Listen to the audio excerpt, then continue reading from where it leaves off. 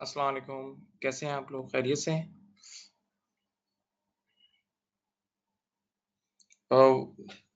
Voice के बारे में बता दें, वॉइस आ रही है आप लोगों को सही? क्लियर आवाज़ आ रही है? बताएं।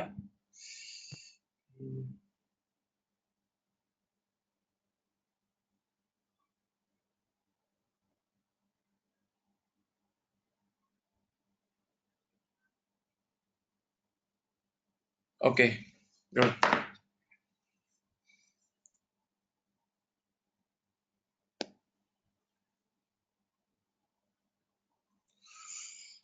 Okay, done done done.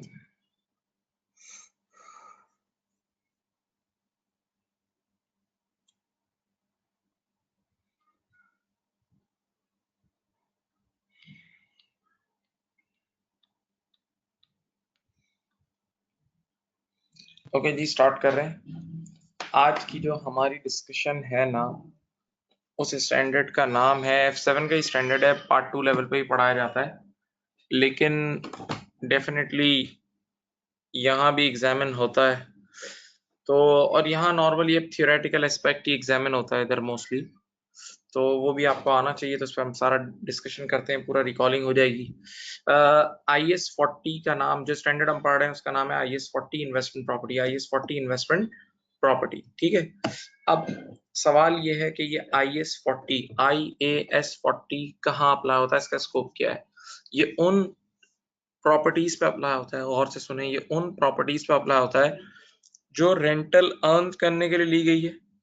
ये उन प्रॉपर्टीज पे अप्लाई होता है जो रेंटल अर्न करने के लिए ली गई है या कैपिटल एप्रिसिएशन के लिए ली गई है, दोनों नियतें साथ हैं। वैसे नॉर्मली जब आप किसी प्रॉपर्टी को रेंटल अर्न करने के लिए भी लेते हो ना, आपने एक फ्लैट ले लिया, एक शॉप ले लिया जिससे आपको रेंट मिलेगा, तो साथ साथ वैल्यू बढ़ ही रही होती है, तो कैपिटल एप्रिसिएशन की नीयत साथ साथ होती है, ठीक है। ओके, तो IS40 इन्वेस्टमेंट प्रॉपर्टी वो प्रॉपर्टी है जो रेंटल अर्न करने की नीयत से लिया है या कैपिटल एप्रिसिएशन की नीयत से लिया है, सही है। नॉर्मली ये दोनों नियतें साथ ही होती हैं, जब रेंटल अर्न करने की नियत आ जाए तो साथ वो नियत आ जाती है, ठीक है। ओके, तो ऐसी प्रॉपर्टी को बोलते हैं IS40। इस ऐसी प्रॉपर्टी पे अप्लाई करते हैं IS40 investment property. Okay, now नीचे आपके सामने देखो, अब स्क्रीन पे कुछ स्केच बना हुआ है। इसमें बड़ी इंपॉर्टेंट बातें हैं कि कब कौन सा स्टैंडर्ड अप्लाई होगा, कब प्रॉपर्टी पे कौन सा स्टैंडर्ड अप्लाई होगा। आइए सुने। Property bought for routine resale. एक बंदा है जो प्रॉपर्टी खरीदता है, उसका काम ही प्रॉपर्टी में डील करना है। प्रॉपर्टी खरीदी, फिर बेची, फिर खरीदी, फिर बेची, यानी उसका ऑर्डिनरी कोर्स ऑफ बिजनेस में वो दिन रात प्रॉपर्टी खरीद के बेचता है। तो अब प्रॉपर्टी उसके लिए इन्वेंटरी है, इन्वेंटरी और IS2। तो ऐसी प्रॉपर्टीज पर IS2 अप्लाई होगा। क्या अप्लाई होगा?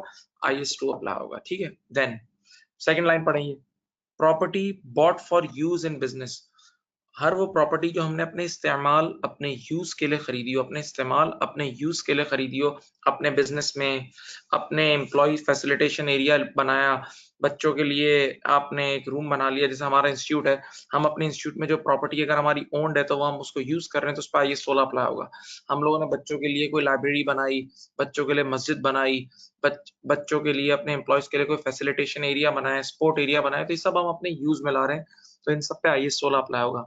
इसी तरह फैक्ट्री हो गई, एक मेरी अपनी फैक्ट्री है, मैं उसको यूज कर रहा हूँ, तो उस बिल्डिंग को तो उस पर IS16 अप्लाई होगा। मेरे रिटेल आउटलेट्स हैं, जो मेरे अपने आउटलेट्स हैं, वो सब IS16 वाले हैं, ठीक है, राइट। तो और इसको ओनर ऑक्यूपाइड प्रॉपर्टी बोलते हैं, सही है। अगर किसी प्रॉपर्टी को आप यूज में ला रहे हो तो उसको ओनर ऑक्यूपाइड प्रॉपर्टी बोलते हैं, IS16 अप्लाई होगा। तो देखो, फर्स्ट 2 पॉइंट्स बता दिए। अगर प्रॉपर्टी रूटीन रीसेल की नीयत से ली जा रही है तो IS2, इस्तेमाल करने की नीयत से लिया जा रहा है तो 16। अब थर्ड पॉइंट सुनना। ये IS का नाम आप लोगों के लिए, कुछ लोगों के लिए नया होगा, वैसे F7 में भी ये स्टैंडर्ड है, लेकिन मैं अभी सिर्फ नाम के हद तक बता दूंगा। Construction of property for third party. बेटा, अब मैं दूसरी पार्टीज के लिए प्रॉपर्टी कंस्ट्रक्ट करता हूँ, यानी बड़े बड़े सेट मेरे पास आते हैं, उनके यहाँ प्लॉट होते हैं, और वो मुझे बोलते हैं इसके ऊपर मुझे हमें बिल्डिंग कंस्ट्रक्ट करके दें या बैंगलो कंस्ट्रक्ट करके दें। तो अब जो मैं कंस्ट्रक्शन करता हूँ ना, वो मैं थर्ड पार्टी के लिए कर रहा हूँ, यानी अब मैं थर्ड पार्टीज को कंस्ट्रक्शन सर्विसेज दे रहा हूँ। अब मैं थर्ड पार्टी को कंस्ट्रक्शन सर्विस दे रहा हूँ। तो जब मैं कंस्ट्रक्शन सर्विस किसी को दे रहा हूँ, तो इस सर्विस पे जो भी मुझे मिलेगा ना, कमाई होगी, वो मेरी इनकम है, और इस इनकम को मुझे किस तरह बुक करना है, ये मुझे IFRS 15 बताएगा। ये मुझे IFRS 15 बताएगा, ठीक है। तो ये देखो, थर्ड पॉइंट में क्या लिखा है? Construction of property for third party, construction of property for third party, ठीक है, राइट। तो अब मैं रेवेन्यू बुक करूंगा, और रेवेन्यू कैसे बुक करूंगा? वो अकॉर्डिंग टू IFRS 15। अभी हमने IFRS 15 नहीं पढ़ा, सिर्फ नाम बता रहा हूं। ये 3 हो गए, 1, 2 एंड 3। अब 4 सुनो। Construction of property for future owner occupied use. Construction of property for future owner occupied use, इस पे भी IAS 16 अप्लाई होगा। आगे लिख देता हूं, during construction as well, during construction as well. समझाता हूं क्या मतलब।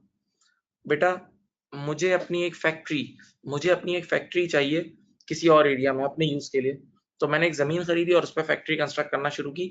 लेकिन मैं ये कंस्ट्रक्शन क्यों कर रहा हूँ? अपने लिए कर रहा हूँ, ये कंस्ट्रक्शन अपने लिए कर रहा हूँ, ताकि जो फ्यूचर की जो प्रॉपर्टी होगी वो अपने यूज में लाऊंगा। तो फ्यूचर का यूज IAS 16 वाला है ना, फ्यूचर का यूज IAS 16 वाला है, तो ड्यूरिंग कंस्ट्रक्शन भी IAS 16 अप्लाई होगा। ड्यूरिंग कंस्ट्रक्शन भी IAS 16 अप्लाई होगा। देन उसके बाद ये वाली लाइन पढ़ रहा हूं, देखो ये वाली, construction of building for the future investment property, IAS 40 apply होगा during construction as well, during construction as well. क्या मतलब? भाई मैंने एक प्रॉपर्टी कंस्ट्रक्ट कर रहा हूँ जिसको मैं फ्यूचर में रेंट पे दूंगा, जैसे ही कंस्ट्रक्ट हो जाएगी रेंट पे दूंगा, जैसे ही कंस्ट्रक्ट हो जाएगी किस पे दूंगा? रेंट पे दूंगा। तो अब फ्यूचर का यूज IAS 40 वाला है ना, फ्यूचर का यूज IAS 40 वाला है, तो ड्यूरिंग कंस्ट्रक्शन भी IAS 40 अप्लाई होगा। ठीक है, तो ये देखो 5 लाइन में 5 काम की बातें बता दी हैं। पहली मैं रिकॉल करता हूँ, नंबर 1, मैं रूटीन रीसेल के लिए प्रॉपर्टी खरीदता हूँ तो IAS 2 अप्लाई होगा। इन्वेंटरी अपने इस्तेमाल के लिए प्रॉपर्टी लेता हूँ किसी भी अपने बिजनेस में कहीं भी, तो IAS 16 अप्लाई होगा। प्रॉपर्टी कंस्ट्रक्ट कर रहा हूँ दूसरों के लिए, यानी कंस्ट्रक्शन सर्विसेज दे रहा हूँ, तो IFRS 15 के थ्रू रेवेन्यू बुक होगा। प्रॉपर्टी कंस्ट्रक्ट कर रहा हूँ अपने लिए ताकि फ्यूचर में उस प्रॉपर्टी को यूज कर सकूं, यानी फ्यूचर वाला यूज IAS 16 वाला है, फ्यूचर वाला यूज IAS 16 वाला है, तो ड्यूरिंग कंस्ट्रक्शन भी IAS 16 अप्लाई होगा, ड्यूरिंग कंस्ट्रक्शन भी IAS 16 अप्लाई होगा। Right, okay. और आखिरी चीज, मैं एक प्रॉपर्टी कंस्ट्रक्ट कर रहा हूँ क्योंकि फ्यूचर में मुझे उसको रेंट पे देनी है, यानी मेरा फ्यूचर का जो यूज है ना वो रेंटल अर्न करने वाला यूज है। कौन सा यूज है? रेंटल अर्निंग वाला यूज है, IAS 40 वाला।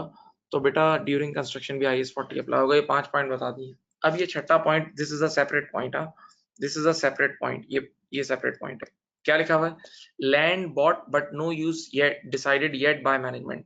भाई आज क्या हुआ, मैंने एक जमीन खरीदी और अभी तक हमारी मैनेजमेंट ने डिसाइड नहीं करा है जमीन का क्या करना है, कोई यूज डिसाइड नहीं हुआ। तो जब तक उस जमीन का कोई यूज नहीं डिसाइड हुआ, उस पर IAS 40 अप्लाई होगा। क्या अप्लाई होगा? IAS 40 अप्लाई होगा। मैं इसकी एक लाइव एग्जांपल देता हूँ, एक रियल लाइफ एग्जांपल। मेरा एक स्टूडेंट था, वो स्टील मिल की ऑडिट कर रहा था। तो आप लोगों को शायद पता होगा कि स्टील मिल के पास बड़ी बड़ी जमीनें हैं, बहुत ओपन खाली लैंड भी बहुत है। तो उसने मुझे एक दिन कॉल की, बोला एक जमीन ऐसी है उस पर IAS 40 अप्लाई हुआ है। तो मैंने उससे फौरन से एक सवाल किया, मैंने कहा ये बताओ उस जमीन का क्या यूज हो रहा है? तो उसने कहा, आगे लिखा हुआ है नो यूज डिसाइडेड येट। तो मैंने कहा बिल्कुल सही है, जब तक जमीन का कोई यूज डिसाइड नहीं हुआ तब तक उस पर IAS 40 अप्लाई होता है। तब तक क्या अप्लाई होता है? IAS 40। ठीक है, तो ये टेबल आपके सामने पूरा आपकी खिदमत में पेश कर दिया है कि कब कब कौन सा स्टैंडर्ड अप्लाई होगा, कब कब कौन सा स्टैंडर्ड अप्लाई होगा, ये आपके सामने है। ठीक है, ओके, राइट। और ये अब मैं आपको बता दूं फिर एक बार कि वो प्रॉपर्टी जिससे आप रेंटल इनकम अर्न कर रहे हैं उस पर IAS 40 अप्लाई होता है, वो प्रॉपर्टी जिस पर आप रेंटल इनकम अर्न कर रहे हैं उस पर क्या अप्लाई होता है? IAS 40 अप्लाई होता है। ठीक है, अब next issue number next issue number next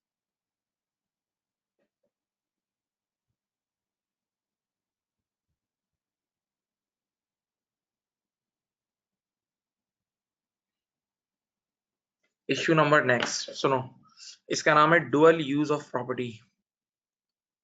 issue number next, dual use of property. आराम से सुकून से सुनना, आप समझ जाओगे। मैं जरा सा स्क्रीन को मूव करता हूँ, देखो सुनो बेटा, ये मेरी एक प्रॉपर्टी है। सुनिए, एक ही बिल्डिंग है मेरे पास, एक बिल्डिंग है। उस बिल्डिंग के कुछ फ्लोर्स को मैंने रेंट पे दिया हुआ है, उस बिल्डिंग के कुछ फ्लोर्स को रेंट पे दिया हुआ है। तो जिन फ्लोर्स को रेंट पे दिया हुआ है उन फ्लोर से रेंटल इनकम अर्न कर रहा हूँ, तो उन फ्लोर से IAS 40 वाला यूज हो रहा है। हाँ, और कुछ फ्लोर्स ऐसे हैं जो मेरे अपने इस्तेमाल में, मेरे यूज में, मेरी अपनी फैक्ट्रीज हैं उसपे, मेरे रिटेल आउटलेट्स हैं, तो जो हिस्से मेरे यूज में है उस पे IAS 16 वाला यूज हो रहा है। हाँ, तो अब यहाँ पर एक प्रॉब्लम आया कि भाई बिल्डिंग तो एक ही है, उसके कुछ हिस्से पर IAS 16 वाला यूज हो रहा है, कुछ हिस्से पे 40 वाला, यानी कुछ हिस्से को रेंट पे दिया हुआ है और कुछ हिस्से को हमने अपने इस्तेमाल में रखा हुआ है। तो अब इस बिल्डिंग पे कौन सा IS अप्लाई होगा? बिल्डिंग तो एक ही है। तो अब मैं इसका जवाब दे रहा हूँ, ये सब उसमें लिखा हुआ भी है, आराम आराम से सुनो। देखो यहाँ लिखा हुआ है, इफ पहला पहला हल नंबर 1 ये रहा, if both portions can be sold separately means separate lease papers for both portions, separate lease papers for both portions, then separate standard on both portions. Very good. सुनो भाई, सबसे पहली चीज जो IS कहता है कि भाई आप बिल्डिंग के कुछ हिस्से पर IS 40 वाला यूज कर रहे हो और कुछ हिस्से पर IS 16 वाला यूज कर रहे हो, सही ना? कुछ हिस्सा ओनर ऑक्यूपाइड है और कुछ हिस्सा आपने रेंट पे दिया हुआ है। तो अब स्टैंडर्ड कहता है इस पूरी बिल्डिंग पे क्या अप्लाई करें, तो इसका सीधा साधा हल है, पहला हल कि क्या ये दोनों पोर्शन अलग अलग बिक सकते हैं? ये एक सवाल पूछना, क्या ये दोनों पोर्शन अलग अलग बिक सकते हैं? इफ यस, कि अगर ये दोनों पोर्शन अलग अलग बिक सकते हैं, इनके लीज के पेपर अलग अलग हैं, इनके लीज के पेपर अलग अलग हैं, तो ऐसी सूरत हाल में अपना अपना स्टैंडर्ड अप्लाई करो। इस हिस्से पर 40 अप्लाई कर देना जो हिस्सा रेंट पे दिया हुआ है, और बाकी हिस्से पे 16 अप्लाई कर देना, अपना अपना स्टैंडर्ड इस प्रॉपर्टी पे अप्लाई कर दो, यानी वो अपॉर्शन करके दोनों पे स्टैंडर्ड अप्लाई कर दो अपना अपना, सही है? अगर ये दोनों पोर्शन अलग अलग बिक सकते हैं, अगर ये दोनों पोर्शन अलग अलग बिक सकते हैं तो ये होगा। What if, second point, if both portion cannot be sold separately, अगर ये दोनों पोर्शन अलग अलग नहीं बिक सकते, अगर ये दोनों पोर्शन अलग अलग नहीं बिक सकते, तो फिर अगली चीज क्या देखेंगे? गलबा, सिग्निफिकेंस। फिर ये देखेंगे कि कौन सा पोर्शन मेजर है, कौन सा पोर्शन दूसरे पोर्शन पे गालिब है। अगर IS 16 वाला पोर्शन मेजर है तो फिर पूरी बिल्डिंग पे IS 16 अप्लाई कर देना, अगर IS 40 वाला पोर्शन मेजर है तो पूरी बिल्डिंग पर IS 40 अप्लाई कर देना, सही? मैं अपनी बात रिपीट करता हूँ, भाई बिल्डिंग एक ही है, उस बिल्डिंग पे डुअल यूज हो रहा है, डुअल यूज का मतलब कुछ हिस्से को रेंट पे दिया हुआ है, तो जो हिस्सा रेंट पे दिया हुआ है वो IS 40 वाला एरिया है, और कुछ हिस्से को हमने अपने इस्तेमाल में रखा है, अपनी रिटेल आउटलेट्स, अपनी एडमिन ऑफिस, अपने कामों में यूज किया है, सही है? तो वो 16 वाला है। तो अब अगर कभी ऐसा केस आ जाए तो इसका क्या हल है? इसके सिर्फ 2 स्टेप का हल है। पहला स्टेप ये देख लेना कि क्या ये दोनों पोर्शन अलग अलग बिक सकते हैं, यानी इनके अलग अलग लीज के पेपर्स हैं, अगर ये दोनों पोर्शंस अलग अलग बिक सकते हैं, अगर ये दोनों पोर्शंस अलग अलग बिक सकते हैं, यानी इनके सेपरेट लीज के पेपर्स हैं, तो दोनों पोर्शन पे अपना अपना स्टैंडर्ड अप्लाई करो। जो हिस्सा यूज में है उस पर 16, जो रेंट पे दे रहे हो उस पर 40 अप्लाई करो, ठीक है? सेकेंड स्टेप, व्हाट इफ अगर ये दोनों पोर्शन अलग अलग नहीं बिक सकते, व्हाट इफ अगर ये दोनों पोर्शन अलग अलग नहीं बिक सकते, then check significance, then check गलबा, कि कौन सा पोर्शन दूसरे पोर्शन पे गालिब है, कौन सा पोर्शन मेजर है, सही? राइट? तो अब ये मेजर किस तरह चेक होगा, कौन सा पोर्शन मेजर है? इसके लिए बेसिस यूज होंगी, उसमें स्टैंडर्ड ने हमें आजादी दी है। आप चाहो तो फ्लोर एरिया की बेसिस पे कर लो, आप चाहो तो इंपॉर्टेंस की बेसिस पे कर लो, आप चाहो तो रेवेन्यू की बेसिस पे कर लो कि कौन सा हिस्सा ज्यादा कमा के दे रहा है, उस हिसाब से। लेकिन एक बार एक बेस सेलेक्ट कर ली तो कंसिस्टेंटली उसको आगे भी अप्लाई करना, कंसिस्टेंसी के साथ उसको अप्लाई करना रिमेनिंग प्रॉपर्टीज पे भी, सही? ओके, तो ये डुअल यूज का सोल्यूशन है, ये डुअल यूज का सोल्यूशन है। ओके,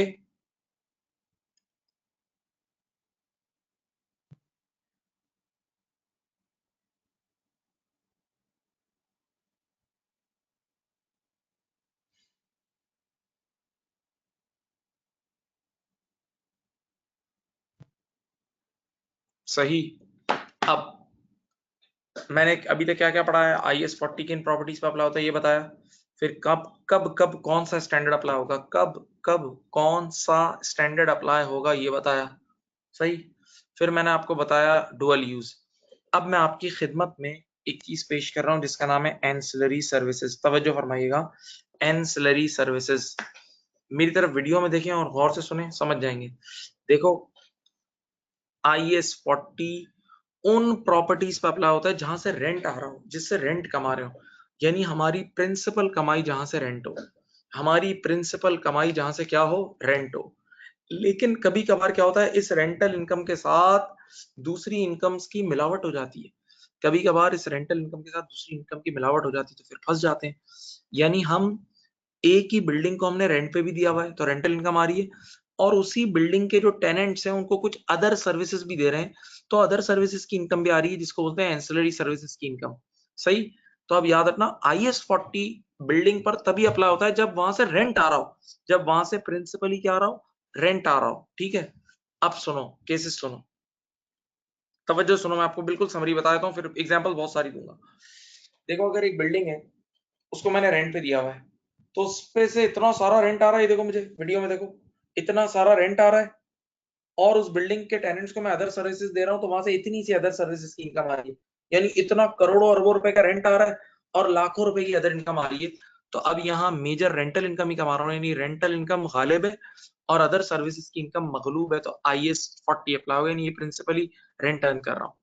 लेकिन अगर कभी ऐसा हो, लेकिन अगर कभी ऐसा हो कि अदर सर्विसेज की इनकम मेजर हो जाए, अदर सर्विसेज यानी एंसिलरी सर्विसेज की इनकम मेजर हो जाए और रेंटल इनकम मगलूब हो जाए, छोटी सी हो जाए उसके सामने, तो अब यहां से हम रेंट अर्न नहीं कर रहे हैं, कुछ और अर्न कर रहे हैं, तो 16 अप्लाई होगा। 16 देखो, 40 तब अप्लाई होता है जब उस बिल्डिंग से प्रिंसिपली रेंट अर्न कर रहे हो, 40 तब अप्लाई होता है जब उस बिल्डिंग से प्रिंसिपली हम रेंटल इनकम अर्न कर रहे हो, उस बिल्डिंग से प्रिंसिपली हम क्या अर्न कर रहे हो, रेंटल इनकम अर्न कर रहे हो। सही। अब मैं आपको मिसाल देना शुरू करता हूं। पहली मिसाल देखो, आपने हमारा मिर्चा वाला इंस्टीट्यूट देखा है, मिर्चा वाला इंस्टीट्यूट की लेटेस्ट से प्रॉपर्टी हमारी है, तवज्जो से सुनना, देखो अब एग्जांपल है पूरी है। मिर्चा वाला इंस्टीट्यूट से हम रेंट तो अर्न नहीं करते ना, बट हम तो टीचिंग सर्विसेज से कमाते हैं, तो टीचिंग सर्विसेज रेंट तो नहीं है ना, तो हम लोग अपनी प्रॉपर्टी पे 16 अप्लाई करते हैं। क्या अप्लाई करते हैं? 16। हम अपनी मिर्चा वाला इंस्टीट्यूट की जो भी प्रेमिसेस है उस पर 16 अप्लाई करते हैं, क्योंकि बेटा हम लोग रेंट अर्न नहीं कर रहे हैं। ठीक है, अब सुनना, आज एक बच्चा मेरे पास आया इंस्टीट्यूट का, यहाँ बोला यार मैं गांव से आया हूँ शिकारपुर से, सर मेरे पास तो कोई रूम ही नहीं मिल रही है अकोमोडेशन का, तो मुझे कहने लगा कि यार काइंडली अगर आप ही अपना ये रूम दे दें, यहाँ जो मिर्चा वाला का रूम्स हैं, रात को मैं यहीं चादर बिछा के सो जाऊंगा। तो मैंने उसकी तरफ देखा, मैंने कहा देख, अगर तू ये सोच रहा है कि मैं फ्री में दे दूंगा तो तू गलत सोच रहा है। मैंने कहा फ्री नहीं, सॉरी सॉरी। मैंने कहा ठीक है, तुम रात को यहाँ चादर बिछा के सो जाना, 10,000 रुपए दे देना महीने के, 10,000 रुपए महीने के दे देना। उसने कहा डन।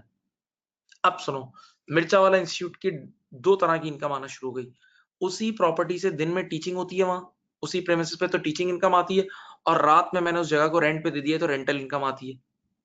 लेकिन अब जरा सुने तो सही, उस प्रॉपर्टी से टीचिंग इनकम ऑलमोस्ट कितनी आती है महीने की? 10 से 15 लाख, 15 लाख रुपए हमारी टीचिंग इनकम है। और सॉरी, हाँ, टीचिंग इनकम 15 लाख रुपए, और जो रेंटल इनकम है महीने की वो सिर्फ 10,000 है। तो अब टीचिंग इनकम यानी अदर सर्विसेज है ना, टीचिंग रेंट तो नहीं है ना, टीचिंग रेंट तो नहीं है ना, तो टीचिंग इनकम इतनी सारी है और अदर सर्विसेज की इनकम और रेंटल इनकम इतनी सी है, तो अब यहाँ आइए 16 अप्लाई होगा।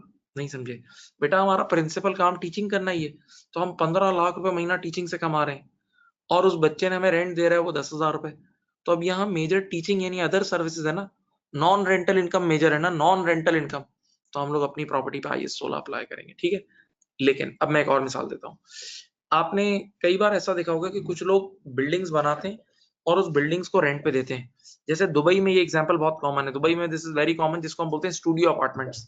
तो क्या करता है, एक बंदे ने बिल्डिंग बनाई और वो बिल्डिंग रेंट पे दी, तो अपने टेनेंट से रेंट भी कमा रहा है और बिल्डिंग की सर्विसेज भी अपने हाथ में रखी, बिल्डिंग की मेंटेनेंस अपने हाथ में रखी लैंडलॉर्ड ने, बिल्डिंग का पानी का निजाम अपने हाथ में रखा, बिल्डिंग की सिक्योरिटी अपने हाथ में रखी, बिल्डिंग की लिफ्ट की मेंटेनेंस अपने हाथ में रखी। तो अब लैंडलॉर्ड ही अपने टेनेंट्स को एक तो रेंट, वो प्रॉपर्टी रेंट पे दे रहा है, साथ साथ ये दूसरी सर्विसेज भी दे रहा है, तो अब रेंटल इनकम भी उसी बिल्डिंग से अर्न हो रही है, उसी बिल्डिंग से रेंटल इनकम भी अर्न हो रही है, और उसी बिल्डिंग से अदर सर्विसेज की इनकम भी अर्न हो रही है। लेकिन अब जो लैंडलॉर्ड है ना, वो रेंटल इनकम कमाता है साल की 1 करोड़ रुपए, साल की 1 करोड़ रुपए, और वो अदर सर्विसेज की इनकम कमाता है साल के 5 लाख। तो अब यहाँ रेंटल इनकम मेजर है और अदर सर्विसेज की इनकम माइनर है। ओके, तो यहाँ IAS 40 अप्लाई होगा। डन? हाँ जी।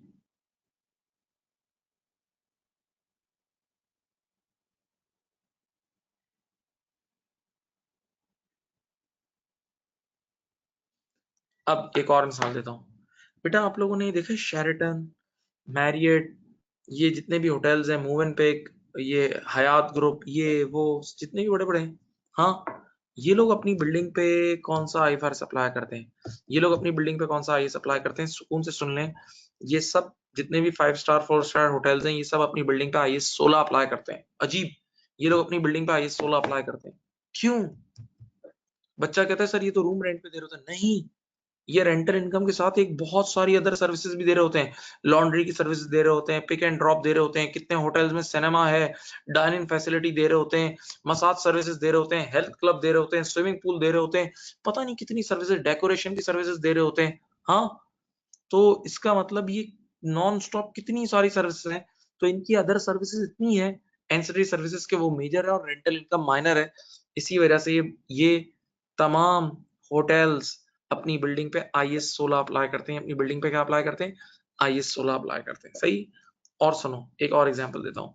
आपने ये कराची में डॉलमेन मॉल क्लिफ्टन देखा है? तो डॉलमेन मॉल क्लिफ्टन वाला क्या अप्लाई करता है, ये बाकायदा ही तो मैंने उससे उसके CFO से पूछा है, बाकायदा पक्की बात बता रहा हूँ। तो डॉलमेन मॉल जो है ना, मैं क्लिफ्टन वाला मॉल जो नहीं है हाइपर स्टार वाला, वो मॉल जो है ना, वो नदीम रियाज का पूरा ओन्ड है। जो उसका ओनर है ना नदीम, उसका पूरा ओन्ड है ये, यानी उसने एक पाई की चीज भी नहीं बेची।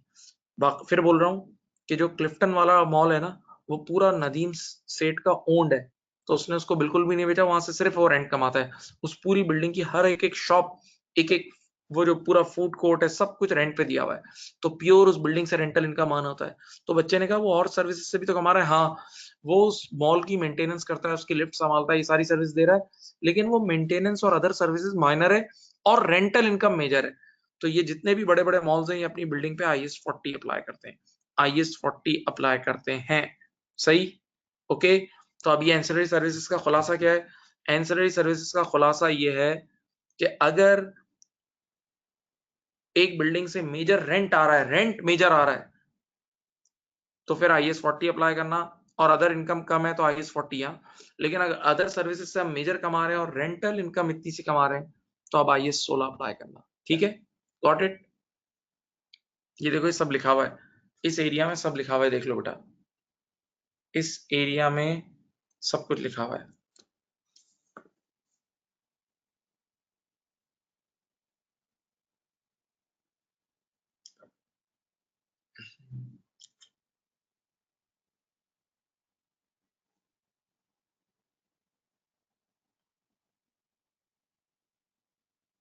ठीक है बेटा।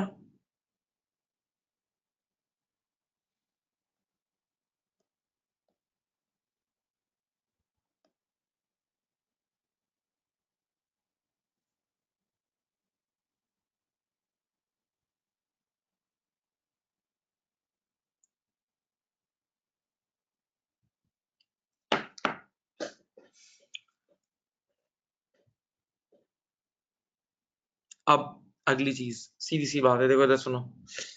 IS 40, बेटा सुनिएगा, अब है मेजरमेंट मॉडल्स पे बात कर रहा हूँ, मेजरमेंट मॉडल्स। आपने अपनी इस जिंदगी में, इस हयात में IS 16 पढ़ा है अपनी लाइफ में। IS 16 में भी एक इनिशियल रिकग्निशन होती थी और उसके बाद एक सब्सिक्वेंट मेजरमेंट होती थी, कि एक बार IS 16 का एसेट खरीद लिया तो आने वाले कल में कैसे रिकॉर्ड होगा। तो याद है IS 16 में दो मॉडल्स आप लोग पढ़ते थे, एक पढ़ते थे कॉस्ट मॉडल और एक पढ़ते थे रिवैल्यूएशन मॉडल। एक पढ़ते थे कॉस्ट मॉडल और एक पढ़ते थे रिवैल्यूएशन मॉडल, याद है? हाँ। तो इसी तरह IS 40 के भी मेजरमेंट मॉडल्स हैं। एक है बेटा कॉस्ट मॉडल है, और दूसरा यहाँ है फेयर वैल्यू मॉडल। तवज्जो, एक कॉस्ट मॉडल है और दूसरा है फेयर वैल्यू मॉडल। दूसरा मॉडल कौन सा है? Fair value model. एक है कॉस्ट मॉडल और एक है फेयर वैल्यू मॉडल। सही है। IS 40 का जो कॉस्ट मॉडल है ना, ये सब मैंने लिखा हुआ भी है, देखो यहाँ टाइप भी हुआ है, ये सेम एज IS 16 है, खत्म बात। IAS 16 है, IS 16 है। IS 40 का cost model same as IS 16 है। तो IS 16 का कॉस्ट मॉडल क्या था? Cost less accumulated depreciation. तो अगर आप IS 40 इन्वेस्टमेंट प्रॉपर्टी पर कॉस्ट मॉडल अप्लाई करोगे, IS 40 इन्वेस्टमेंट प्रॉपर्टी पे कॉस्ट मॉडल अप्लाई करोगे, तो it's same, it's duplicate, no change, it's just like IS 16, same. तो कॉस्ट लेस एक्यूमुलेटेड डेप्रिसिएशन, ठीक है। But if you choose fair value model of IS 40, तवज्जो फरमाइएगा, if you choose fair value model of IS 40, then what will you do? इधर देखें, now investment property recorded at fair value, line पढ़ो। अब आपको अपनी इन्वेस्टमेंट प्रॉपर्टीज को fair value पे रिकॉर्ड करना होगा। अब आपने अपनी इन्वेस्टमेंट प्रॉपर्टी को फेयर वैल्यू पे रिकॉर्ड करना होगा।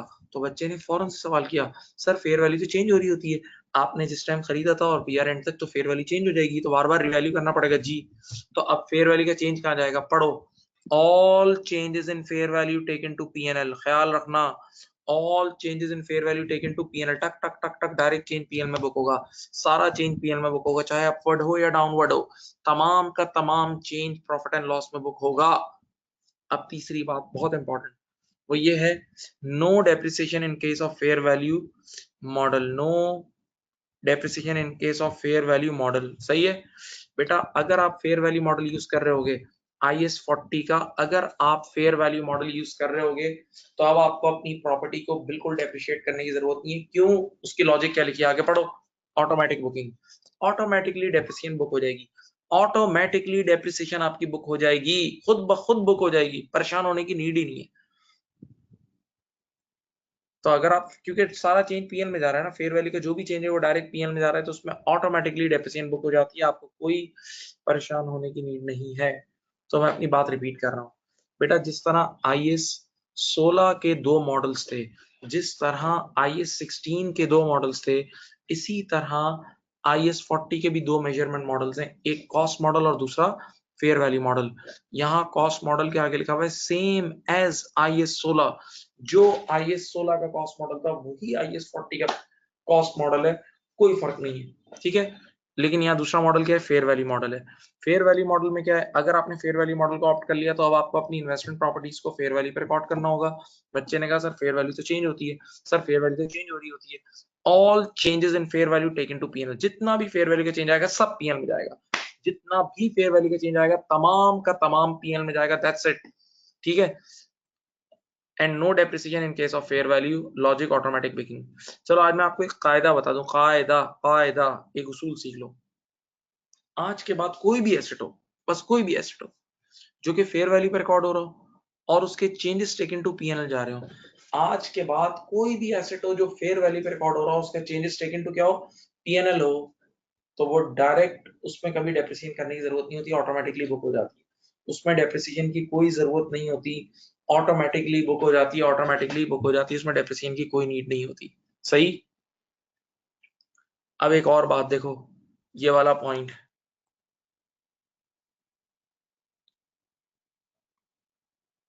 बेटा ये एक उसूल याद रखना, ये आपने IS 16 में पढ़ा हुआ भी है, लेकिन फिर से बता देता हूँ कि अगर आज के बाद आपने किसी एक प्रॉपर्टी पर, एक इन्वेस्टमेंट प्रॉपर्टी पर एक मॉडल अप्लाई किया ना, तो तमाम इन्वेस्टमेंट प्रॉपर्टीज पर वही मॉडल अप्लाई होगा। सही है, यानी अगर आपके पास 3 इन्वेस्टमेंट प्रॉपर्टीज हैं, लेटेस्ट से आपके पास 3 इन्वेस्टमेंट प्रॉपर्टीज हैं, और अगर आपने उनमें से किसी एक पर फेयर वैल्यू मॉडल अप्लाई करा, तो अब बाकी तमाम इन्वेस्टमेंट प्रॉपर्टीज पर फेयर वैल्यू मॉडल ही अप्लाई करना होगा। ऐसा क्यों है, आपने शायद ये नाम सुना होगा, चेरी पिकिंग, एक वर्ड होता है चेरी पिकिंग, ताकि इससे चेरी पिकिंग का खात्मा हो, चेरी पिकिंग का खात्मा हो। सर ये चेरी पिकिंग क्या होती है बेटा, अगर स्टैंडर्ड ये बात नहीं बोलता ना, तो लोग क्या करते थे कि जो अच्छी अच्छी प्रॉपर्टीज होती उन सबको फेयर वैल्यू पे रिकॉर्ड करते, और जो बेकार प्रॉपर्टीज होती उन सबको कॉस्ट पे रिकॉर्ड करते। सही, जो अच्छी अच्छी प्रॉपर्टीज होती है उनको फेयर वैल्यू पे ले आते, और जो बेकार प्रॉपर्टीज होती है उसको कॉस्ट पे रिकॉर्ड करते। तो इसीलिए स्टैंडर्ड ने कहा है कि एक बार किसी एक प्रॉपर्टी पर एक मॉडल अप्लाई कर दिया तो तमाम इन्वेस्टमेंट प्रॉपर्टीज पर फिर वही मॉडल अप्लाई होगा, ठीक है। ये लाइन लिखी हुई देख लें।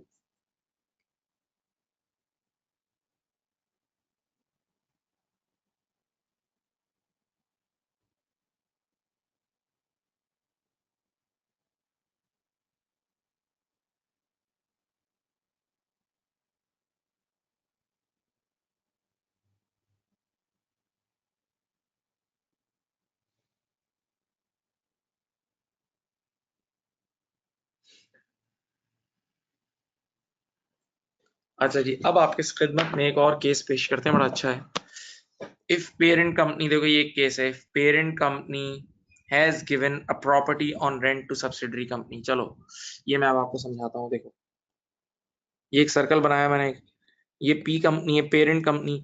अच्छा बेटा, अब मैं मानता हूँ कि अभी हमने यहाँ कंसोलिडेशन नहीं पढ़ा, लेकिन आप सबने अपनी लाइफ में कंसोलिडेशन एक बार पढ़ा हुआ है।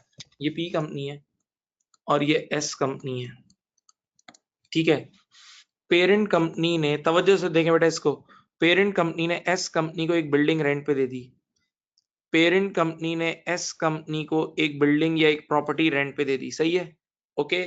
तो यानी पेरेंट कंपनी एस कंपनी से रेंटल इनकम अर्न कर रही है, पेरेंट कंपनी एस कंपनी से रेंटल इनकम क्या कर रही है, अर्न कर रही है। सही है।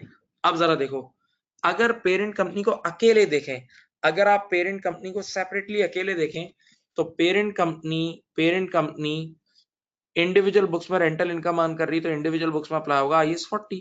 पेरेंट कंपनी की इंडिविजुअल बुक्स में, पेरेंट कंपनी की इंडिविजुअल बुक्स में, individual books of P company apply होगा IAS 40। क्या अप्लाई होगा, IAS 40।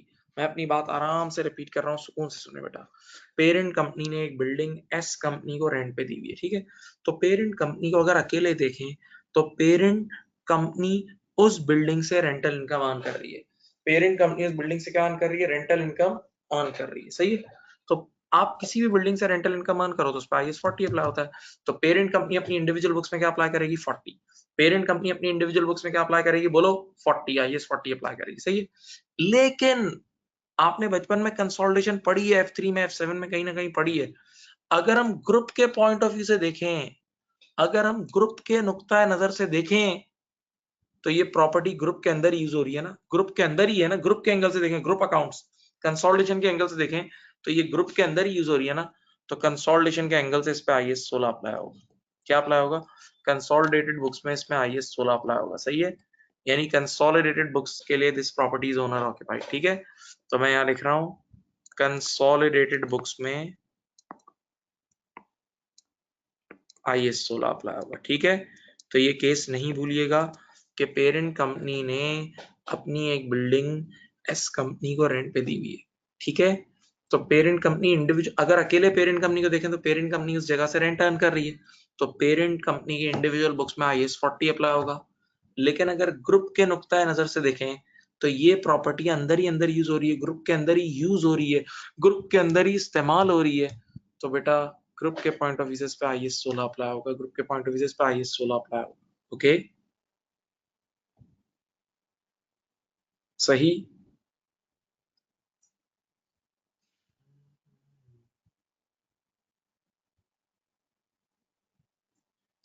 एक आदमी की खामोशी कर रहा हूँ मैं, 1 मिनट के लिए।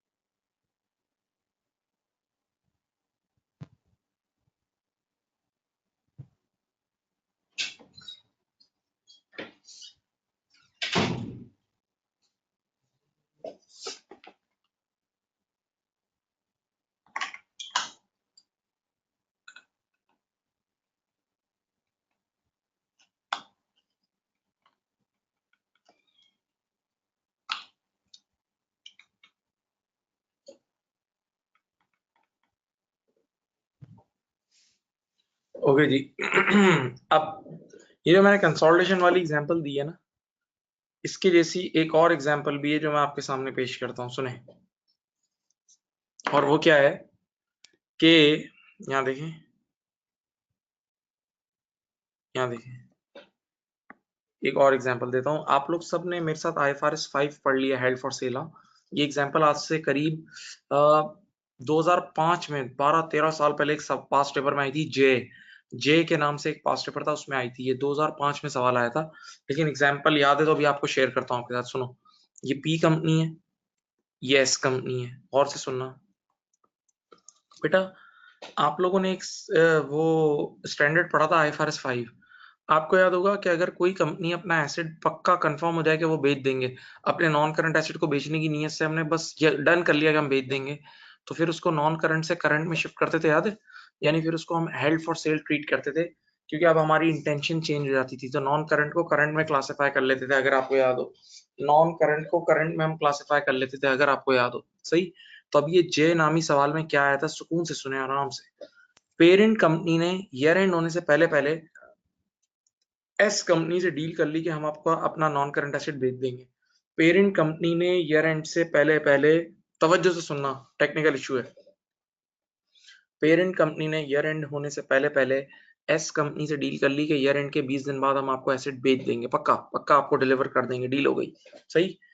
तो पेरेंट कंपनी के अगर इंडिविजुअल बुक्स में देखें, अकेले पेरेंट कंपनी को देखें, तो उन्होंने नियत कर ली है बेचने की, कंफर्म है। तो पेरेंट कंपनी की इंडिविजुअल बुक्स में वो एसेट हेल्ड फॉर सेल था, यानी इंडिविजुअल बुक्स में, पेरेंट कंपनी की इंडिविजुअल बुक्स में उन्होंने अप्लाई किया होता IFRS 5, IFRS 5 NCA held for sale.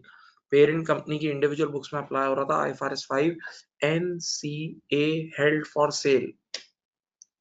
लेकिन जरा सोचो, ग्रुप के एंगल से देखें तो ये पेरेंट कंपनी एस कंपनी को बेच रही थी, तो आपने पढ़ा है कि अंदर ही अंदर की सेल को तो हम मानते ही नहीं है। तो ग्रुप के एंगल से देखें तो ये एसेट अगर पेरेंट ने सब्सिडरी को बेच भी दिया तो ग्रुप के अंदर ही यूज होगा ना।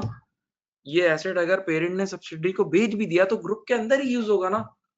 तो ग्रुप के एंगल से फिर इस पे आईएस 16 अप्लाई होगा। इंडिविजुअल बुक्स में तो आईएफआरएस 5 था। इंडिविजुअल बुक्स में क्या था? आईएफआरएस 5 था। लेकिन बेटा कंसोलिडेटेड अकाउंट्स में, कंसोलिडेटेड अकाउंट्स में कंसोलिडेटेड अकाउंट्स में आईएस 16 अप्लाई होगा, आईएस 16 अप्लाई होगा, आईएस 16 अप्लाई होगा, सोच लो। ठीक है।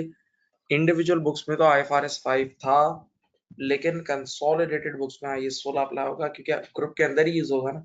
सही। तो बाकायदा ये सवाल आया था, एक बार ये क्वेश्चन आ गया था जे के नाम से। ठीक है। चलो मैं अब एक दो और टेक्निकल बातें बताता हूँ, सोचो दिमाग से। जब इंडिविजुअल बुक्स में उसने आईएफआरएस 5 क्लासिफाई कर दिया था साल के बीच से, तो साल के बीच से डेप्रिसिएशन भी रोक दी होगी उसने, साल के बीच से डेप्रिसिएशन भी रोक दी होगी। जबकि ग्रुप के पॉइंट ऑफ व्यू से तो यार ये हेल्ड फॉर सेल था ही नहीं, तो आपको आधे साल की डेप्रिसिएशन भी बुक करनी थी जब आप 16 पे कन्वर्ट करोगे। जब आप आईएस 16 पे कन्वर्ट करोगे तो आपको आधे साल की डेप्रिसिएशन भी बुक करनी थी। तो यहाँ राइट टाइम था, तो मैंने आपको दो एग्जांपल्स दे दिए हैं कि कुछ ऐसी चीजें होती हैं जिनका इंडिविजुअल बुक्स में ट्रीटमेंट कुछ और होता है, और कंसोलिडेटेड बुक्स में उन्हीं चीजों का ट्रीटमेंट कुछ और होता है। सही। ओके, ये दो मिसालें दे दी हैं। अब ये दो मिसालें आपको रिटन फॉर्म में दिखा भी देता हूँ, ये लिखी हुई है, देखो, ये देख लो। ये पहली है, ये पहली है, केस नंबर 1। ये केस नंबर 1 पढ़ लें, पढ़ें भाई।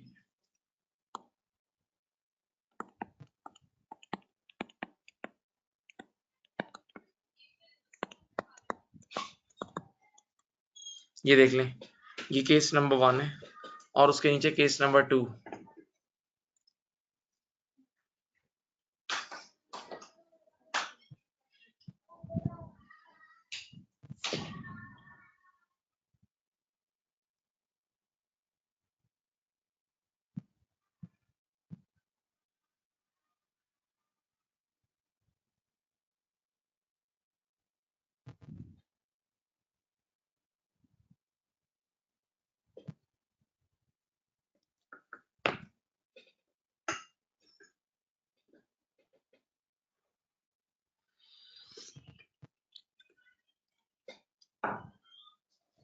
सही।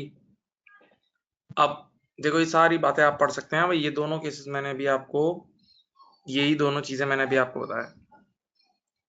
अब एक और टॉपिक है जिसका नाम है चेंजिंग मॉडल्स, समझाता हूँ। ये रहा चेंजिंग मॉडल्स। चेंजिंग मॉडल्स, ये रहा। ये टाइप भी हुआ हुआ है, मैंने हैंड रिटन भी लिखा हुआ है। टाइप भी हुआ हुआ है और हैंड रिटन भी लिखा हुआ है आपकी खिदमत में। बेटा आपको पता है कि आईएस 40 के देयर आर टू मॉडल्स, एक कॉस्ट मॉडल है और एक फेयर वैल्यू मॉडल है। अब सवाल सुने, एक कंपनी कई सालों से अपनी इन्वेस्टमेंट प्रॉपर्टी पर कॉस्ट मॉडल अप्लाई कर रही थी। एक कंपनी कई सालों से अपनी इन्वेस्टमेंट प्रॉपर्टी पर कॉस्ट मॉडल अप्लाई कर रही थी। ठीक है, सुनना।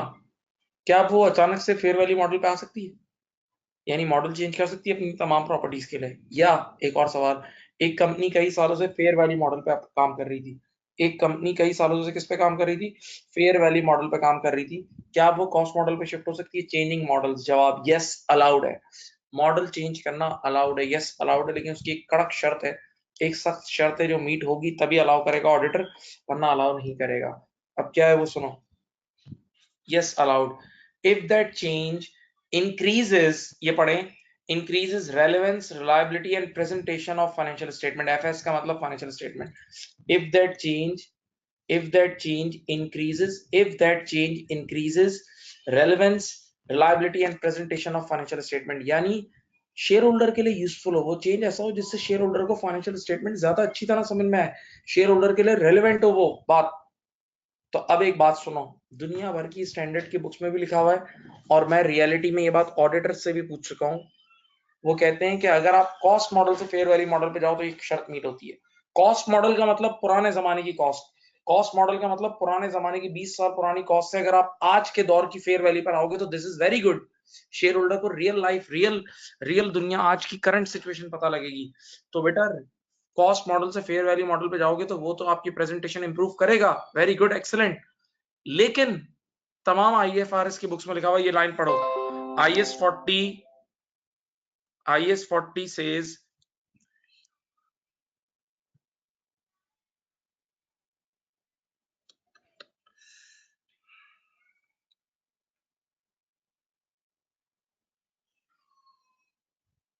एक second hold,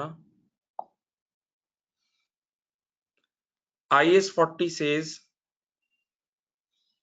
IS 40 says it is, मैं रिपीट कर रहा हूं यार, ये क्या डिस्टरबेंस बीच में आ गई, सुनिए भाई, कॉस्ट मॉडल से फेयर वैल्यू मॉडल पे जाओगे तो ये शर्त मीट होगी, कॉस्ट मॉडल से फेयर वैल्यू मॉडल पे जाओगे तो ये शर्त मीट होगी। क्या आप पुराने जमाने की कॉस्ट से, 20 साल पुरानी कॉस्ट से आज के दौर की मार्केट वैल्यू शेयर होल्डर के सामने दिखा रहे हो, तो आप करंट सिचुएशन दिखा रहे हो, तो रेलेवेंट है, तो इससे तो रेलेवेंस प्रमोट होगी। लेकिन दुनिया भर की आईएफआरएस की बुक्स में लिखा हुआ है कि अगर कोई इदारा फेयर वैल्यू मॉडल से कॉस्ट मॉडल पे जाएगा, फेयर वैल्यू मॉडल से कॉस्ट मॉडल पे जाएगा ना, तो फिर ये कंडीशन मीट नहीं होती, फिर ये कंडीशन मीट नहीं होती। देखो क्या लिखा हुआ है, IS 40 state that it is highly unlikely, it is highly unlikely next to impossible that a change from fair value model to cost model will increase relevance. नहीं यार, तो आज के दौर की फेयर वैल्यू से पुराने जमाने की कॉस्ट पे जा रहे हो तो कौन सी रेलेवेंस बढ़ेगी? तो नॉर्मली बेटा ये ऑडिटर्स से ही मैंने बहुत सारे पूछा, उन्होंने सबने यही कहा कि हम लोग ये वाला शिफ्ट कंपनी को अलाउ नहीं करते। तो याद रखना, चेंजिंग मॉडल से कॉस्ट मॉडल से फेयर वैल्यू मॉडल पे जाना अलाउड है।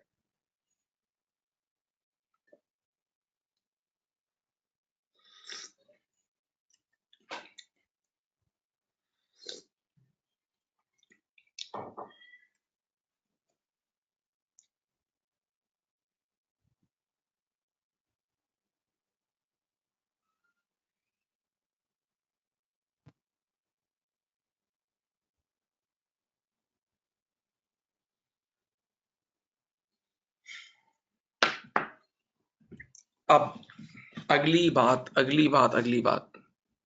लास्ट बात, अगली क्या लास्ट बात है, बस ये मेजर, चलें देखेंगे भाई, ये चेंजिंग मॉडल्स वाली बात भी यहाँ लिखी हुई है, चेंजिंग मॉडल्स वाली बात भी यहाँ लिखी हुई है, पढ़ लो, ये रही।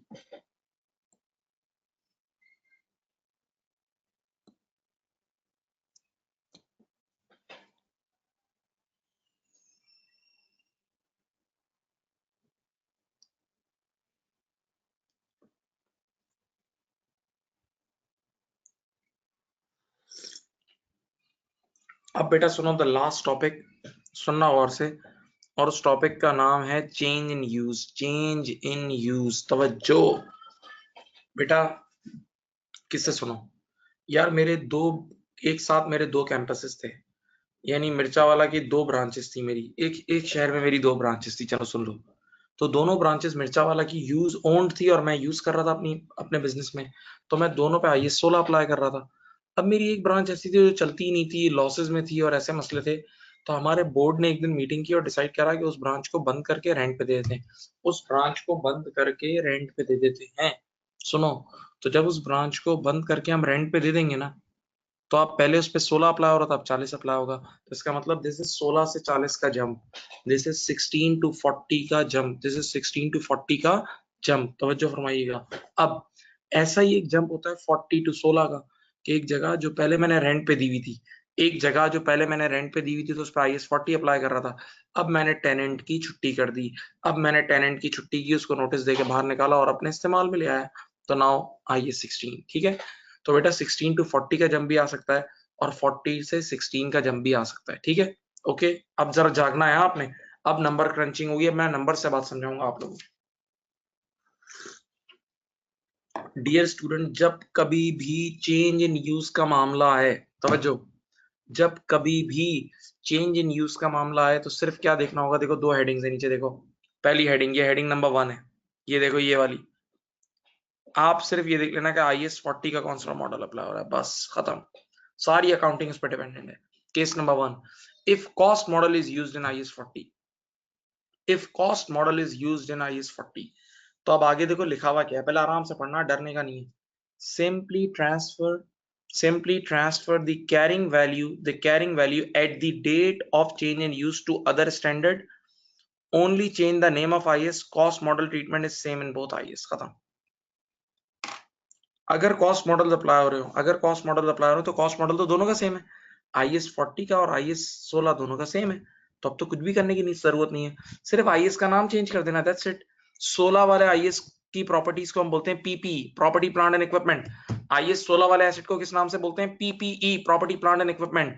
और 40 वाले एसेट को हम बोलते हैं इन्वेस्टमेंट प्रॉपर्टी, दैट्स इट, ये नाम है। तो सर अब कैसे होगा, जरा एक मिसाल देता हूं आपको, चलो मैं नंबर, ये पहली मिसाल, इसकी मिसाल दे रहा हूं, केस नंबर 1, ये देखो यहां, if cost model is used in IS 40, अब देखो बेटा इधर देखो, आराम से देखो यार, ये है 1 जनवरी 08, मैंने एक इन्वेस्टमेंट प्रॉपर्टी ली थी 1000 रुपए की, मैंने एक इन्वेस्टमेंट प्रॉपर्टी ली थी IS 40 वाली, यानी रेंट पे दे दी 1000 की, और मैंने उसको उस पर कॉस्ट मॉडल अप्लाई कर दिया, देखो अच्छी तरह पढ़ लो, ऊपर मॉडल कौन सा अप्लाई हो रहा है, कॉस्ट मॉडल, ठीक है। तो आपको पता है IS 40 के भी कॉस्ट मॉडल में डेप्रिसिएशन हो गया, 40 के कॉस्ट मॉडल में डेप्रिसिएशन है, प्लीज स्ट्रिक्टली याद करो, ऊपर बताया था।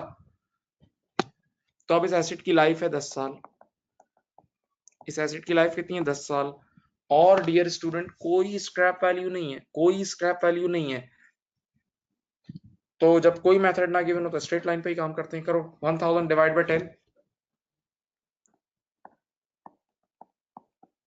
100 रुपए की डेप्रिसिएशन आ जाएगी, 1000, ये अब आ गया 31 दिसंबर 08, सुनो बेटा, 1000 माइनस 100, यहाँ NBV कितनी आ गई, यहाँ NBV आ गई 900, यहाँ NBV कितनी आ गई 900, 900 की NBV आ गई, हाँ। अब बेटा ये वाला जो दिन है ना, ये है date of change in use, latest से ये वाला दिन जो है ना, ये है date of change in use, date of change in use, ठीक है बेटा। आप सुनिए, अब कुछ भी नहीं करना, क्या लिखा हुआ है, ये देखो ये लिखा हुआ है, ये पढ़ो, ये पढ़ो, ये वाली बात पढ़ो, पढ़ो ये, simply transfer the carrying value at the date of change in use to other standard, that's it। NBV को ट्रांसफर कर देना, कैरिंग वैल्यू इज NBV, तो 900 रुपए। और बेटा मेरी तरफ देखें, यहाँ जो ओरिजिनली एग्जिस्टिंग स्टैंडर्ड अप्लाई हो रहा था वो 40 था ना, तो एग्जिस्टिंग स्टैंडर्ड में इन्वेस्टमेंट प्रॉपर्टी के नाम से एंट्रीज बन रही होंगी, और जो न्यू स्टैंडर्ड है वो 16 है, तो वो PP है, तो आप सिंपली ये एंट्री बना दें, देखें आप एंट्री बना देंगे, ये देखें बेटा, प्रॉपर्टी प्लांट एंड इक्विपमेंट को जिंदा करें, PP डेबिट 90, और इन्वेस्टमेंट प्रॉपर्टी क्रेडिट 90, ठीक है, PP डेबिट और investment property credit, PPE debit और इन्वेस्टमेंट प्रॉपर्टी क्रेडिट 90, सही है, 90 नहीं 900 है, सॉरी, एक जीरो और सॉरी, ठीक है। अब आज के बाद IS 16 के थ्रू डेप्रिशिएट करो वही, यानी अब इसकी 9 साल लाइफ बची, देखो ओरिजिनली लाइफ 10 साल थी, ओरिजिनली लाइफ कितनी 10 साल, अब 9 साल है, तो आगे आने वाले कल में 900 डिवाइड बाय 9, तो वही आने वाले कल में नॉर्मल, बस IS का नाम चेंज हुआ और वैसे ही डेप्रिशिएट करते रहो नॉर्मल जो है, ठीक है। तो अगर कॉस्ट मॉडल यूज हो रहा होगा IS 40 का, ये वाला केस अभी हमने किया ये वाला, तो फिर तो बहुत कोई मुश्किल ही नहीं है, इस तरह का काम होगा, देख लो।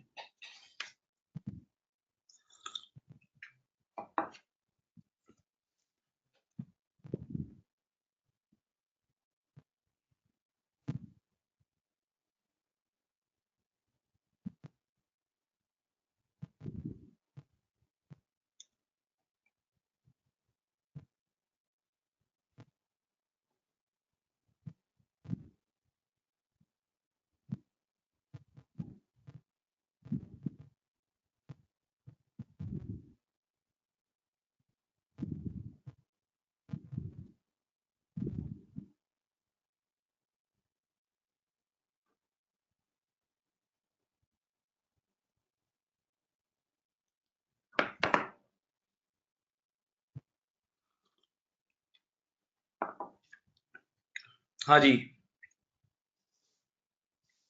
अब सेकंड केस, अब ये बड़ा है, ये जरा बड़ा केस है, ये बड़ा केस है, ये छोटा केस नहीं है, प्लीज बी केयरफुल। इफ बड़ा करा ये वाला देखो, if fair value model is use in IAS 40, भाई ये बड़ा काम है। अगर IAS 40 का फेयर वैल्यू मॉडल यूज हो रहा हो, तो अब मैं दोनों केसेस अलग अलग करके समझा रहा हूं। पहला केस, इसका नंबर 1 देखो, ये रहा 16 to 40। आपने एक प्रॉपर्टी पहले यूज में थी, अब उसको आपने अपने यूज से खत्म करके उसको रेंट पे दे दिया, 16 to 40 को बोलते हैं, ठीक है। तो अब इसका ट्रीटमेंट क्या होगा, देखो ऊपर वाला मेन हेडिंग ना मत भूलना, IAS 40 का फेयर वैल्यू मॉडल यूज हो रहा है, मैं इस पे लॉजिक्स वगैरह सब दूंगा, आप जरा जाग जाएं, फुल फुल जागें। Revalue the property at the rate of change in use using IAS 16 and then shift it to IAS 40. No depreciation will be charged afterwards, obviously क्योंकि अब IAS 40 पे आप फेयर वैल्यू मॉडल अप्लाई हो रहा है, तो अब आगे डेप्रिशिएट नहीं करोगे। मैं खामोश हूं, इसको पढ़ लो, मैं ये प्रैक्टिकली समझाता हूँ। लेकिन याद रखना, इस इन दोनों नीचे वाले जो केसेस है ना, अब जो नीचे वाले दोनों केसेस है उनकी मेन हेडिंग क्या है, if fair value model is used in IAS 40, याद रखना। चलो मैं आपको इलस्ट्रेशन दिखाता हूँ, इलस्ट्रेशन देखो, मैं लिखता हूँ।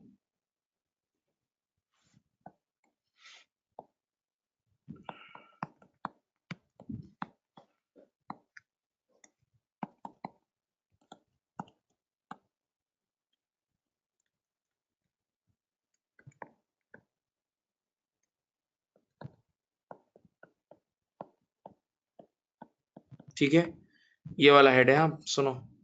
पहला केस है IAS 16 to IAS 40। देखें भाई, अब मैं एग्जांपल पूरी आपके सामने करके सॉल्व करके दिखाता हूँ आपको, सुनिए।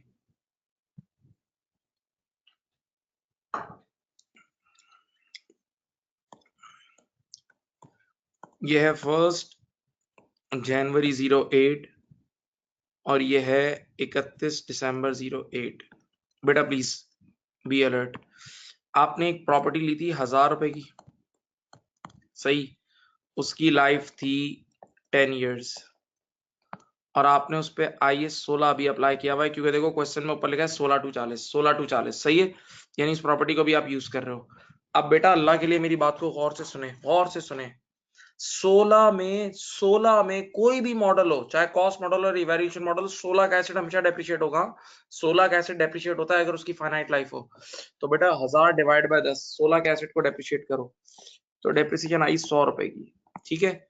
1000 माइनस 100, बताओ ईयर 1 के एंड पर एनबीवी कितनी आई, 900 की आ गई। ईयर 1 के एंड पे एनबीवी कितने की आ गई, 900 रुपए की आ गई। अब कानून सुनो जो ऊपर लिखा था, स्टैंडर्ड कहता है, अब आप मेरे को वीडियो में देखें, स्टैंडर्ड कहता है, हाँ जी, स्टैंडर्ड कहता है, तवज्जो सुने, कि जो चेंज इन यूज वाला दिन है ना, जो चेंज इन यूज वाला दिन है, इस केस की बात कर रहा हूं, उसमें सबसे पहले एसेट को रिवैल्यू करो यूजिंग एग्जिस्टिंग स्टैंडर्ड। सबसे पहले एसेट को रिवैल्यू करो यूजिंग एग्जिस्टिंग, पुराने वाले स्टैंडर्ड के थ्रू एसेट को रिवैल्यू करो, पुराने वाले स्टैंडर्ड के थ्रू एसेट को रिवैल्यू करो, पुराने वाले स्टैंडर्ड के थ्रू एसेट को रिवैल्यू करो। तो बताओ इसमें पुराना वाला स्टैंडर्ड कौन सा है, 16, हम पहले 16 पे थे ना, तो पहले 16 के जरिए रिवैल्यू करो और फिर शिफ्टिंग मारो, फिर शिफ्ट करो दूसरे स्टैंडर्ड में। देखो मैं बता रहा हूँ, लॉजिक भी दे रहा हूँ।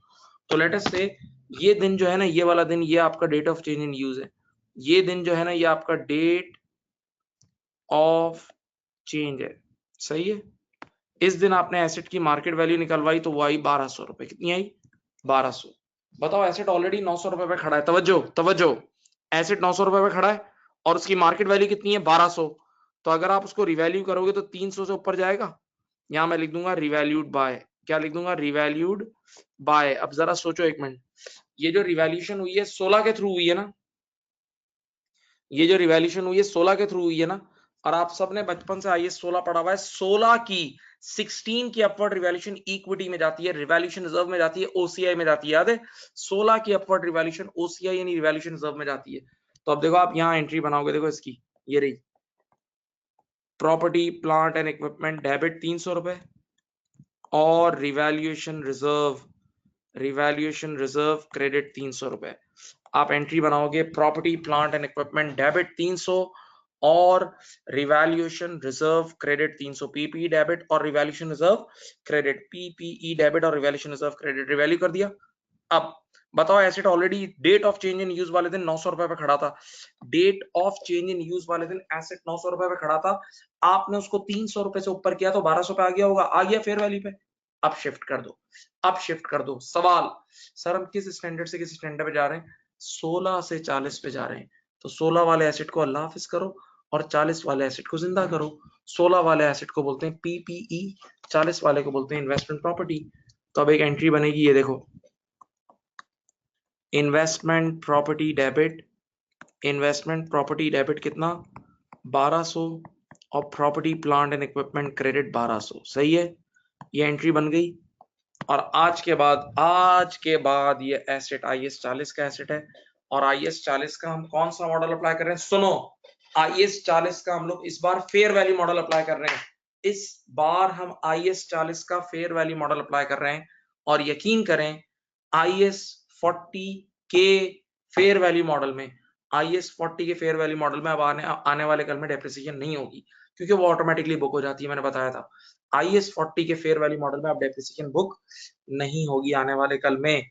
और याद रखना, आने वाले कल में अब जो भी फेयर वैल्यू का मजीद चेंज आएगा, आने वाले कल में अब जो भी फेयर वैल्यू का मजीद चेंज आएगा वो सारा का सारा PNL में जाएगा।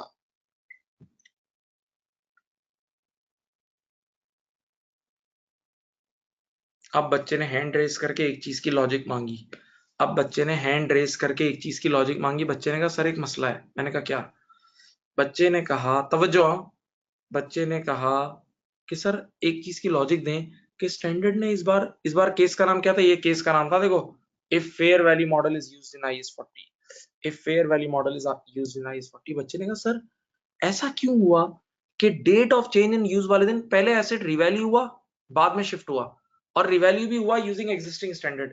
पहले एसेट रिवैल्यू हुआ यूजिंग एग्जिस्टिंग स्टैंडर्ड, फिर बाद में शिफ्ट हुआ। इसकी क्या दलील है? इसकी दलील ये है कि देखो, date of change in use वाले दिन तक जो भी वैल्यू बढ़ी थी वो पुराने दौरे हुकूमत में बढ़ी थी। Date of change in use वाले दिन तक जो भी वैल्यू बढ़ी थी वो पुराने दौरे हुकूमत में बढ़ी थी, और वो 16 का दौरा हुकूमत था, तो इसीलिए पहले 16 के थ्रू रिवैल्यू करवाया और फिर उसने शिफ्ट कराया। जरा सोचो, अगर वो रिवैल्यू नहीं कराता और शिफ्ट कराता डायरेक्ट 900 रुपए पे, 900 रुपए पे शिफ्ट कराता और बाद में IS 40 के अंदर रिवैल्यूशन होती, तो सारा का सारा गेन PNL में चले जाता। वो रिवैल्यूएशन जो कि पुराने दौर की थी वो नए दौर के हिसाब से सब PNL में चली जाती, तो वो गलत हो जाता। सही। एक और सवाल बच्चे पूछते हैं, वैसे इतना रेलेवेंट नहीं है, एक बार ICW में आया था, ICW में मैंने खुद देखा था। सर ये जो आपने रिवैल्यू करके, ये देखें यहाँ, सर ये जो मैंने आपने रिवैल्यू करके रिवैल्यूएशन रिजर्व क्रिएट किया है, ये जो आपने रिवैल्यू करके क्या क्रिएट किया है? रिवैल्यूएशन रिजर्व क्रिएट किया है। ये जो आपने रिवैल्यू करके रिवैल्यूएशन रिजर्व क्रिएट किया है, ये रिजर्व कहाँ जाएगा? हमने एसेट को तो 40 में शिफ्ट कर दिया। सुनो, ये रिवैल्यूएशन रिजर्व फ्रीजर में डाल देना, चुपचाप रहने देना, और जब फ्यूचर में ये एसेट बिकेगा, जब फ्यूचर में ये एसेट बिकेगा, तो ये रिवैल्यूएशन रिजर्व रियलाइज होकर रिटेन अर्निंग में चला जाएगा। ये रिवैल्यूएशन रिजर्व रियलाइज होके रिटेन अर्निंग में चला जाएगा, बस। सही। तो ये सिर्फ पहला केस था, केस 2 का पार्ट 1 था कि अगर फेयर वैल्यू मॉडल यूज हो रहा है IS 40 का, और शिफ्ट कौन सा है? 16 से 40, 16 से 40। देख लो बेटा, आराम से आपके सामने।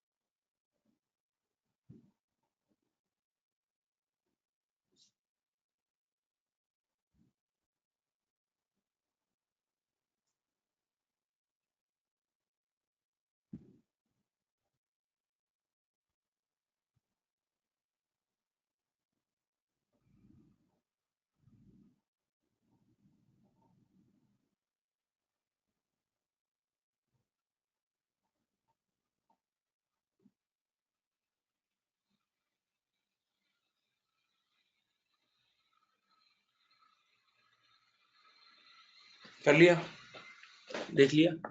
अब इसी केस 2 का सेकंड केस, पहले ऊपर जाके पढ़ें, वही देखें, ये ले पढ़ें क्या लिखा हुआ है। If fair value model is used in IS 40, 16 से 40 का जम तो सिखा दिया, ये सब लिखा हुआ है। नाउ 40 to 16, 40 to 16, 40 to 16 क्या लिखा हुआ है, revalue the property at the date, वही बातें लिखी हुई हैं, revalue the property at the date of change in use using IS 40 and then shift it to IS 16. Now calculate remaining life as asset and then depreciate. ये पहले आराम से कानून है 40 to 16 का, और ऊपर हेडिंग क्या है, if fair value model is used, if fair value model is used. Okay अब सुनो,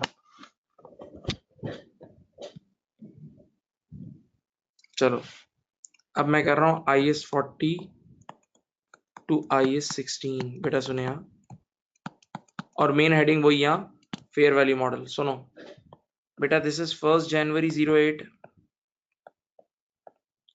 this is 31st December 08, please be very careful, ठीक है। आपने एक प्रॉपर्टी ली, इन्वेस्टमेंट प्रॉपर्टी IS 40 वाली, IS 40 के थ्रू एक इन्वेस्टमेंट प्रॉपर्टी ली 1000 रुपए की, हाँ उसकी लाइफ गिवन थी 10 साल, लेकिन लाइफ काम की नहीं है अभी, उसकी ओरिजिनल लाइफ गिवन थी 10 साल लेकिन काम की नहीं है, क्योंकि IS 40 का फेयर वैल्यू मॉडल अप्लाई हो रहा है। IS 40 का कौन सा मॉडल अप्लाई हो रहा है, फेयर वैल्यू मॉडल, और IS 40 के फेयर वैल्यू मॉडल में हम कोई डेप्रिसिएशन नहीं करते, याद है, IS 40 के फेयर वैल्यू मॉडल में हम कोई डेप्रिसिएशन बुक नहीं करते, हम कोई डेप्रिसिएशन बुक नहीं करते हैं, ओके सही। अब सुनो, अब क्या हुआ, एक साल गुजर गया, डेप्रिसिएशन तो करने की जरूरत नहीं है, ये आ गया दिन 31 दिसंबर 08, जिस दिन का नाम है date of change in use, इसका नाम क्या है, date of change in use, यानी इस दिन हम IS 40 से प्यारे बच्चों IS 16 पे शिफ्ट हो रहे हैं, 40 से 16 पे शिफ्ट हो रहे हैं, सही है।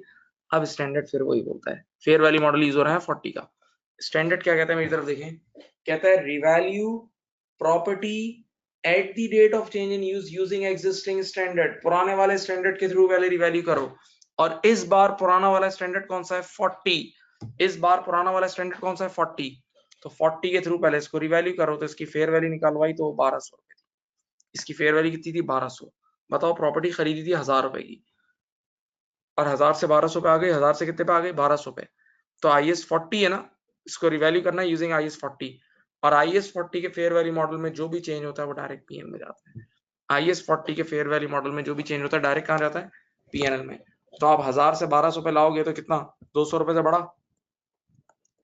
तो आप एंट्री बनाओगे इन्वेस्टमेंट प्रॉपर्टी डेबिट 200 और पीएनएल क्रेडिट 200, ठीक है, इन्वेस्टमेंट प्रॉपर्टी डेबिट 200 और PNL credit 200, investment property debit 200 और पीएनएल क्रेडिट 200, इस एंट्री के बनते ही एसेट 1200 पे आ गया, इस एंट्री के बनते ही एसेट कितने पे आ गया भाई, 1200 पे आ गया, हाँ अब फेयर वैल्यू पे आ गया, बस अब शिफ्ट कर दो, अब 16 पे शिफ्ट कर दो, बताओ 16 पे शिफ्ट करोगे तो पीपी को जिंदा कर दोगे, पीपी को जिंदा, ये शिफ्टिंग एंट्री है,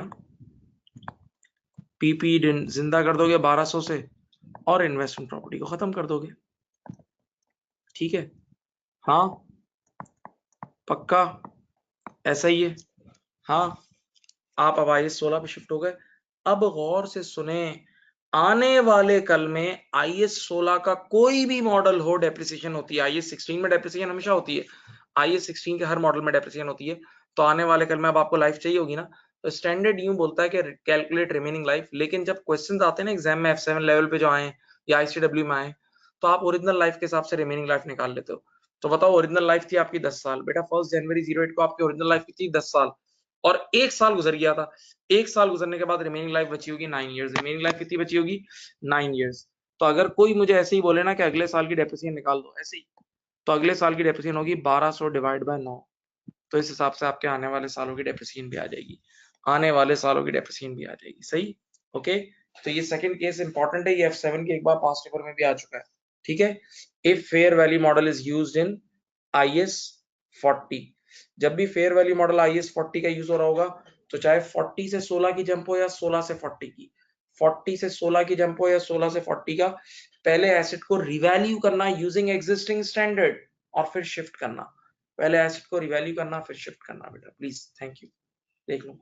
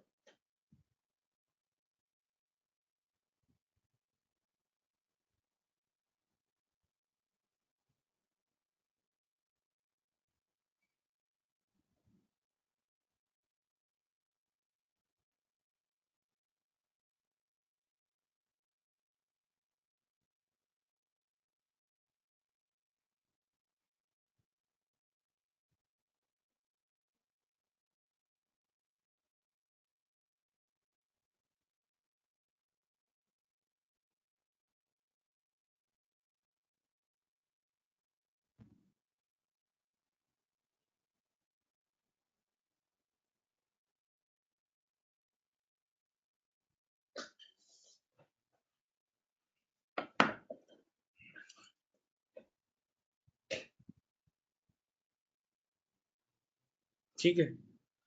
अब एक दो बातें सिर्फ सुन लो, एक दो बातें छोटी छोटी, एंड कर रहे हैं क्लास। बेटा अगर किसी प्रॉपर्टी पे IAS 40 अप्लाई कर दिया, इन्वेस्टमेंट प्रॉपर्टी, किसी प्रॉपर्टी पे IAS 40 अप्लाई कर दिया, तो उस प्रॉपर्टी की हर चीज पे अब IAS 40 अप्लाई होगा। मैं मिसाल देता हूँ, मैंने आपको बोला ना डॉलमेन मॉल जो है ना, उसकी वो लोग अपनी बिल्डिंग पे IAS 40 अप्लाई करते हैं पूरी बिल्डिंग पे। तो उस बिल्डिंग के अंदर जो लिफ्ट्स वगैरह है ना, उन सब पे IAS 40 अप्लाई होता है। ठीक है, राइट। तो बिल्डिंग के गीजर पे, ये सब चीजों पे IAS 40 अप्लाई होगा। ठीक, ओके, राइट। तो ये जहन में रखना। एक और किस्सा छोटा सा सुन लो। एक बार P2 के पास पेपर में आया था, आज से करीब 5-6 साल पहले आया होगा। एक कंपनी ने अपने एम्प्लॉयज के लिए कुछ घर बनाए। एक कंपनी ने अपने एम्प्लॉयज के लिए घर बनाया और अपने एम्प्लॉयज को बोला आप लोग वहां जाके रहें। सुनिएगा, तो अगर कोई भी इदारा अपने एम्प्लॉय के लिए मस्जिद बनाए, अपने एम्प्लॉय के लिए स्पोर्ट क्लब बनाए, तो ये एम्प्लॉय को मोटिवेट करने के लिए बनाते हैं ना, तो ये यूज है, ये एक यूज है। तो इस पे IAS 16 अप्लाई होगा। क्या अप्लाई होगा? IAS 16। फिर मैं बोल रहा हूँ, कंपनी ने अपने एम्प्लॉयज के लिए घर बनाए और बोला आप उसमें रहें। सही, तो यूज हो रहा है ना वो। और लिखा हुआ था कि कंपनी उनको बोल रही थी कि उन घर की मेंटेनेंस कॉस्ट आप खुद पे कर दें। यानी उन एम्प्लॉयज से मार्केट रेंट नहीं ले रहे थे, बस उस घर की मेंटेनेंस कॉस्ट आप लोग खुद कर लें। तो अब उन उन प्रॉपर्टीज पे IAS 16 अप्लाई होगा। ठीक है, क्योंकि कंपनी अब उससे रेंटल इनकम जनरेट नहीं कर रही। कंपनी अब उनसे रेंटल इनकम जनरेट नहीं कर रही। ओके। अच्छा, मैं अब ये फाइल आप लोगों को भेज देता हूँ। जो अब आप लोगों ने ये सब पढ़ा, ये मैं आप लोगों को व्हाट्सएप कर देता हूँ। ठीक है, अपना ख्याल रखिएगा। नेक्स्ट क्लास का टाइम इंशाल्लाह आपको बहुत जल्द अपडेट कर दूंगा, इंशाल्लाह कल ही होगी। Thank you.